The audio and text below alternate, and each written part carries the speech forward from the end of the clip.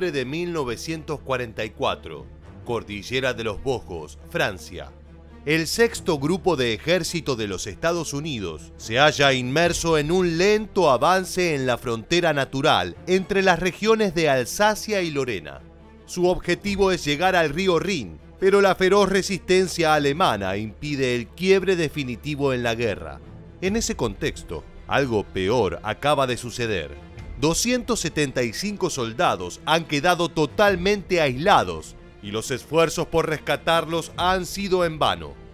Ahora la única esperanza parece residir en el Regimiento de Infantería 442, que guarda una curiosidad. Está conformado casi en su totalidad por efectivos estadounidenses de ascendencia japonesa, los Nisei. ¿Por qué estos hombres fueron enviados a esta misión y cómo lograron salvar a lo que hoy se conoce como el Batallón Perdido? Quédate con nosotros en los próximos minutos para conocer la respuesta a estas preguntas. ¿Estás listo? Pues entonces, prepárate para viajar en el tiempo. En octubre de 1944, el cruce del río Rin todavía era un objetivo lejano y la línea Sigfrido impedía un avance rápido de los aliados. Al este de Francia, el sexto grupo de ejércitos de Estados Unidos estaba en el macizo de los Vosgos, una cordillera donde la batalla se había intensificado. El día 20 de aquel mes, el Regimiento 142 de Infantería empezó a relevar al 141, que igualmente no tuvo mucho tiempo de descanso. El general John Dulsquit, líder de la División 36, oriunda de Texas, quiso profundizar el objetivo de dominar una cresta de 7 kilómetros de largo por solo 2,5 kilómetros de ancho, poblada de bosques y barrancos profundos. Aunque sus batallones ya estaban demasiado dispersos y solo existía un sendero que obligaba a transitar en columnas, Dahlquist creía que la tarea sería sencilla. Para el atardecer del 23 de octubre, la vanguardia había cumplido sus propósitos. No obstante, las divisiones 244 y 716 de Alemania contraatacaron desde ambos flancos y también de manera casi instantánea cortaron la fina columna de sus enemigos. Así fue que las compañías A, B y partes de la C y D quedaron aisladas del primer y tercer batallón. Casi cualquier intento de rescate habría resultado infructuoso, puesto que los defensores contaban con ataques de artillería incesantes, sumados a la protección misma del áspero terreno montañoso. Incluso estaban atrincherados en hoyos que los resguardaban de la artillería norteamericana, a la que se le hacía difícil superar la densidad del bosque. Pero entonces, ¿quiénes debieron acudir al rescate de este batallón perdido de Texas? Nada menos que los Nisei, hijos de la primera generación de inmigrantes japoneses en Estados Unidos, la mayoría proveniente del archipiélago de Hawái. Había 3 motivos por los que aquellos no habían sido incluidos en los campos de internamiento estadounidense tras el ataque a Pearl Harbor. El primero era que Hawái tenía mayoría de población de ascendencia japonesa, por lo que la medida resultó muy difícil de implementar.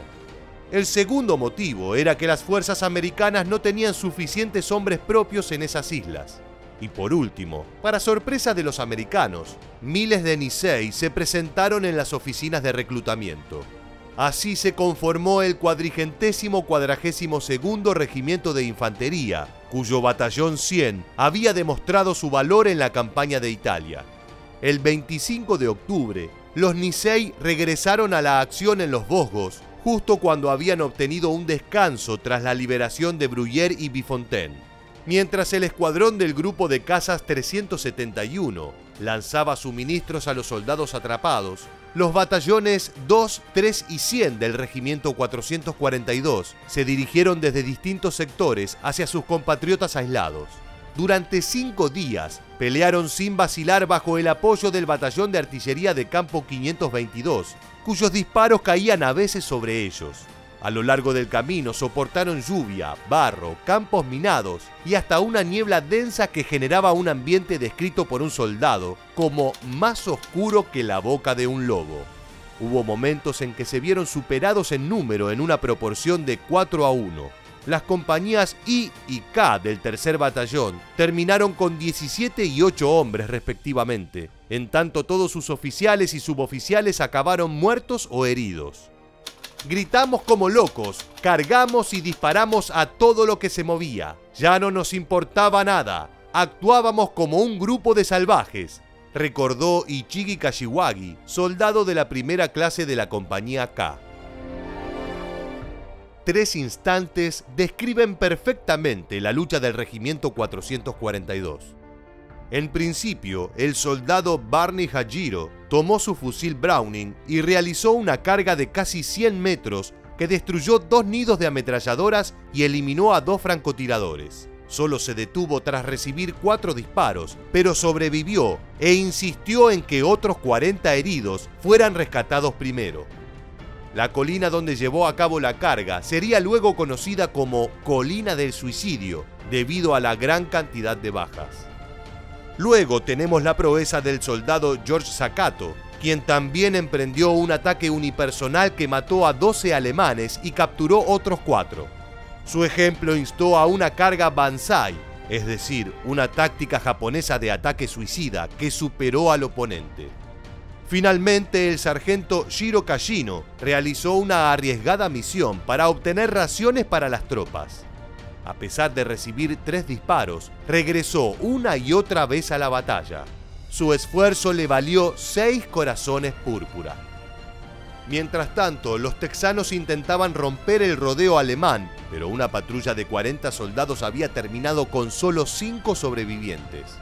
La situación era todavía más compleja si se tiene en cuenta que el propio Adolf Hitler había ordenado exterminar al batallón. Pero el rescate llegó. Tras la serie de combates cuerpo a cuerpo del 29 de octubre y otro bombardeo de artillería, los Nisei lograron penetrar las líneas alemanas antes del atardecer del día 30. Matt Sakumoto, el primer hombre del regimiento 442 que se acercó a los texanos, les ofreció un cigarrillo. Ed Guy, uno de los rescatados, rememoró: «Podría haberlo abrazado, no lo sé, solo estaba ansioso por salir de allí». 211 fueron los que sobrevivieron a un asedio de 7 días, casi sin agua, comida ni munición. Por su parte, los Nisei sufrieron alrededor de 800 bajas, con 42 hombres capturados y enviados al campo de prisioneros Stalag 7A, donde permanecieron hasta su liberación el 29 de abril de 1945. Pero su aventura no terminó con el batallón perdido, porque Dahlquist quiso que persiguieran a los alemanes por el bosque. Pasarían 9 días y muchas más bajas hasta un nuevo descanso. El 12 de noviembre, Dahlquist ofreció un reconocimiento, pero reprimió al teniente coronel Virgil Miller por presentar tan pocos hombres, a lo que Miller respondió: «General, esto es el regimiento. Los demás están muertos o en el hospital». Debemos remarcar que el 442 se transformó en el regimiento más condecorado en la historia militar de Estados Unidos.